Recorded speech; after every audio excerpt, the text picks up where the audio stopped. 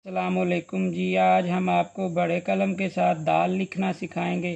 दाल लिखने के लिए दाल, डाल, जाल, जो भी ये दाल फैमिली है वो सारे हरूफ इसी तरह आप लिखेंगे। पूरा कलम रख के नीचे लाएंगे। नीचे यहाँ पे जब आप आएंगे तो कलम का नीचे वाला आधा हिस्सा पेपर से उठाकर ये मूव करेंगे। उसके बाद ये नोक की मदद से आप ये फिल आउट कर देंगे। ये आपका दाल बन गया। ये पूरा कत है, यहाँ से आप कत मेजर कर सकते हैं। रा भी लिखने के लिए यहाँ पे आप पूरा कलम रखेंगे और इस तरफ जाते हुए आप कलम का नीचे वाला हिस्सा पेपर से उठा दीजिएगा ताकि आपके रे के पाँव की शेप ठीक से बन जाए।